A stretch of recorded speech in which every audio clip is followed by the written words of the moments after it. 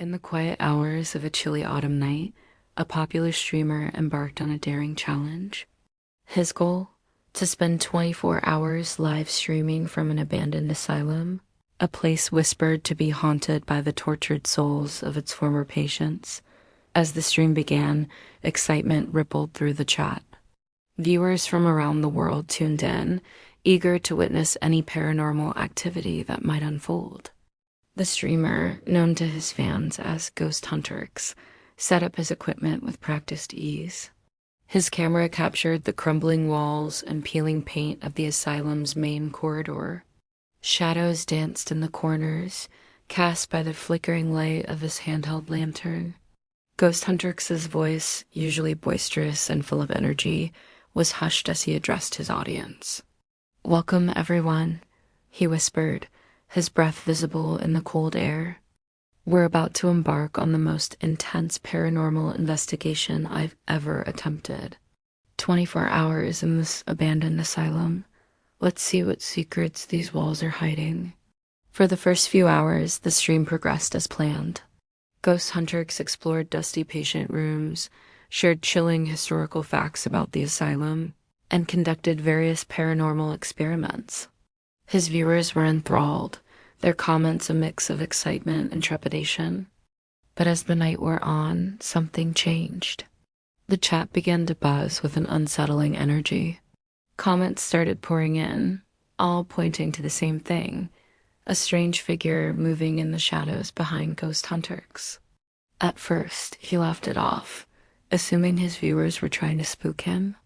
But the comments persisted, growing more frantic with each passing minute. "Dude, there's something behind you. Look over your shoulder. It's getting closer." Ghost Hunterx's smile faltered as he read the comments. He turned slowly, his camera panning across the empty corridor behind him. "Guys, I don't see anything," he said, his voice trembling slightly. "Are you sure you're not just seeing things?" But the viewers were insistent. They described a dark humanoid shape that seemed to flicker in and out of existence. Some claimed to see glowing eyes, while others swore they could make out long, gnarled fingers reaching towards the streamer. Ghost Hunterx's bravado began to crumble. His hands shook as he held his camera, scanning the room for any sign of the entity his viewers claimed to see. "If there's something here," he said, his voice barely above a whisper, "show yourself." As if in response to his challenge, the stream suddenly glitched. The image distorted, pixelating into an unrecognizable mess of colors and shapes. Ghost Hunterx's voice came through in broken fragments, fear evident in his tone. "What's happening?" "I can single quotes T dot dot something's wrong. Oh God, I see it now. It's..." And then silence. The stream cut out abruptly, leaving thousands of viewers staring at blank screens, their hearts racing with fear and concern for their favorite streamer. News of Ghost Hunterx's disappearance spread like wildfire across social media. Authorities were called to the asylum, but their search yielded more questions than answers. They found his equipment scattered throughout the building, as if he had fled in a panic, but of Ghost Hunterx himself, there was no trace.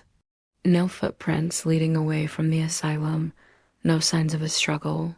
It was as if he had simply vanished into thin air. As the days turned into weeks, the mystery deepened. Theories abounded online, ranging from elaborate hoaxes to genuine paranormal encounters. But for one fan, the need for answers became an obsession. Sarah had been watching the stream that fateful night. She couldn't shake the feeling that she had witnessed something truly otherworldly. Determined to uncover the truth, she began her own investigation. Her first step was to download the archive footage of the stream, hoping to find clues that others might have missed. Night after night, Sarah pored over the video, analyzing every frame, every shadow, every distorted sound. She created enhanced screenshots, isolated audio clips, and even reached out to experts in video analysis. Slowly, a chilling picture began to emerge. In the enhanced footage, Sarah could make out a faint, shadowy figure that seemed to follow Ghost Hunterx throughout the asylum. It was barely perceptible, like a smudge on reality itself. But it was there, growing more distinct as the stream progressed. But it was the audio that truly sent shivers down Sarah's spine. When isolated and cleaned up, she could hear whispers beneath Ghost Hunterx's voice. Unintelligible at first, but growing clearer over time. In the final moments before the stream cut out, Sarah swore she could make out words. Join us ... stay forever ... As Sarah delved deeper into her investigation, strange things began to happen in her own life. Electronics would malfunction around her.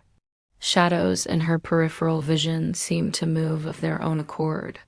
She couldn't shake the feeling of being watched, even in the safety of her own home.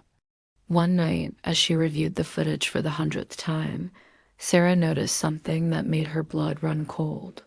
In the final frame before the stream cut out, she could see a reflection in Ghost Hunterx's eyes. And in that reflection, staring directly at the camera, was a face.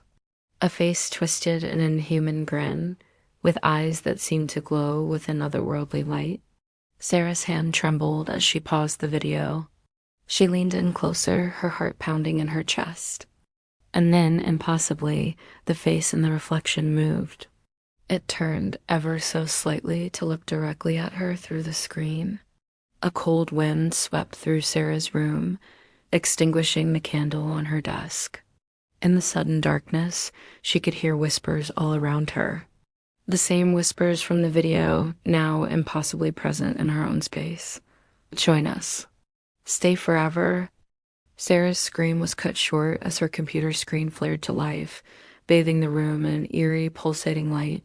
The last thing she saw before consciousness slipped away was a hand, gnarled and ancient, reaching out from the screen towards her. Days later, when Sarah's family finally broke into her locked room, they found it empty. Her computer was still on, displaying a frozen image from Ghost Hunterx's final stream. And in that image, barely visible in the background, were two shadowy figures instead of one. The mystery of Ghost Hunterx's disappearance remains unsolved, but in dark corners of the internet, whispers persist. They speak of a live stream that captured more than just video and audio. They warn of the dangers of peering too deeply into the unknown, and they caution that sometimes, when you stare into the abyss, something stares back and follows you home. So the next time you watch a paranormal live stream, remember Ghost Hunterx and Sarah. And if you see something moving in the shadows behind the streamer, ask yourself, is it just your imagination? Or is something reaching out through your screen, waiting for the perfect moment to pull you into its world? Because in the realm of the supernatural, the line between viewer and participant can blur in an instant. And once you've caught its attention, there's no telling where or when it might find you. The old countryside orphanage stood silent, a haunting reminder of a tragedy long past. Years had slipped by since that fateful night when flames devoured the once bustling home, leaving behind only charred remnants and whispered memories. I approached the ruins cautiously, my camera hanging heavy around my neck. The local historical society had tasked me with documenting what remained of this place, preserving its story before time erased it completely. But as I drew closer, an unsettling feeling crept over me, as if the very air held secrets it was reluctant to share. The gate creaked open with a mournful groan, rust flaking off beneath my fingertips. Overgrown weeds crunched underfoot as I made my way up the winding path, each step stirring up ashes that had long since settled. The orphanage loomed before me, its blackened walls reaching towards a gray sky like gnarled, pleading fingers. I hesitated at the threshold, steeling myself for what lay within. The door hung askew on its hinges, inviting me into a world frozen in time and tragedy. Mustering my courage, I stepped inside. The interior was a maze of shadows and decay. Sunlight filtered weakly through broken windows, illuminating swirling dust motes that danced in eerie silence. I moved carefully, mindful of weakened floorboards and fallen debris. My footsteps echoed hollowly, the only sound in this tomb of memories. Room after room revealed the same story of devastation. A kitchen with melted appliances, a common area where the ghosts of laughter seemed to linger. But it was the nursery that drew me inexorably forward, a magnetic pull I couldn't explain. As I approached the doorway, my breath caught in my throat. Something changed in the air, a shift so subtle I almost missed it. And then I heard it, soft at first, barely perceptible above the whisper of the wind. A lullaby, gentle and sweet, drifting from within the nursery. I froze, my heart pounding. It wasn't possible. This place had been abandoned for years, stripped of power and possessions. There were no music boxes, no hidden speakers, no rational explanation for the melody that now filled my ears. Trembling, I peered into the room. Cribs stood in crooked rows, their once cheerful paint now blistered and peeling. Stuffed animals, forever frozen in grotesque poses, stared with button eyes that seemed to follow my every move. And still, the lullaby played on, a haunting counterpoint to the scene of desolation before me. I wanted to run, to flee this place, and never look back. But something compelled me forward, an insatiable need to uncover the truth behind this impossible song. With shaking hands, I raised my camera, documenting every scorched corner, every ash-covered toy. As I moved deeper into the nursery, the lullaby grew stronger, wrapping around me like a comforting blanket. It was familiar somehow, tugging at the edges of my memory. I closed my eyes, letting the melody wash over me, and suddenly I was transported. I saw the nursery as it once was, bright and full of life. Children's laughter echoed off colorful walls, and the air was filled with the scent of baby powder and hope. A young woman sat in a rocking chair, cradling an infant close as she sang softly, the same lullaby that now haunted these ruins. The vision faded as quickly as it had come, leaving me gasping in the present, but now I understood. This wasn't just a song, it was a story waiting to be told. The truth about that terrible night, about the children who never made it out, was hidden within these walls. And somehow, impossibly, their voices still lingered. With renewed purpose, I began to search. Every scrap of paper, every scorched photograph became a potential clue. I pieced together fragments of the past, uncovering a tale far more heartbreaking than I could have imagined. The orphanage had been home to dozens of children, many of them infants and toddlers. On the night of the fire, the staff had fought desperately to save them all. But the flames had spread too quickly, trapping the youngest in the nursery. The lullaby, I learned, had been sung by a young caretaker named Sarah, who refused to leave the babies behind. She had stayed, singing to keep them calm until the very end. As the full weight of this revelation settled over me, the lullaby seemed to swell, filling every corner of the ruined building. It was no longer just a song, but a testament to love and sacrifice, to lives cut tragically short, and to the enduring power of memory. I sank to my knees amidst the ashes, tears streaming down my face. The camera lay forgotten at my side as I listened, really listened, to the story woven into every note. It spoke of fear and courage, of innocence lost, and a love that transcended even death. Hours passed as I sat there, bearing witness to this impossible melody. As the sun began to set, casting long shadows through the broken windows, I knew it was time to leave. But I couldn't bring myself to go just yet. Instead, I found myself humming along, adding my voice to the chorus of remembered souls. Slowly, reverently, I gathered my things and prepared to depart. The lullaby faded as I reached the doorway, becoming once more a whisper on the edge of hearing. I turned back for one last look at the nursery, at the place where so many lives had been forever changed. "I'll tell your story," I promised softly. "The world will know what happened here. You won't be forgotten." As if in response, a gentle breeze stirred the ashes at my feet. For just a moment, I thought I saw the flicker of small, ghostly figures gathered around the rocking chair. A young woman smiled at me, her arms full of children, before they all faded from view. I made my way back down the overgrown path, my heart heavy with the weight of what I had discovered. The gate creaked shut behind me, a final farewell from a place caught between two worlds. As I reached my car, I paused, listening intently. In the distance, carried on the wind, I could still hear the faintest strains of that haunting lullaby. The orphanage stood silent once more, its secrets laid bare. But now I knew the truth, that within those charred walls, love and memory played on. An eternal lullaby, a reminder of lives lost and a promise never to forget. And as I drove away, leaving the ruins behind, I found myself humming that gentle tune, carrying it with me into a world that needed to hear its story. In the stillness of twilight, a lone figure stands before a weathered farmhouse, key in hand. Sarah never expected to inherit anything from her estranged uncle, let alone this remote property shrouded in mystery. As she pushes open the creaking door, dust motes dance in the fading light, whispering secrets of a past long forgotten. Days pass as Sarah sifts through the remnants of her uncle's life, each object a puzzle piece in a story she's struggling to understand. But it's the locked door that catches her eye, hidden behind years of neglect. No one mentioned the basement, yet here it stands, beckoning her into the unknown. With trembling hands, she turns the key. The door groans open, revealing a staircase that descends into darkness.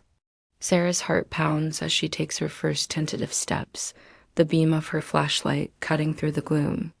What she finds below stops her in her tracks.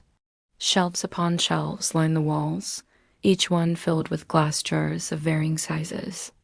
But it's not the jars themselves that make Sarah's blood run cold. It's what's inside them.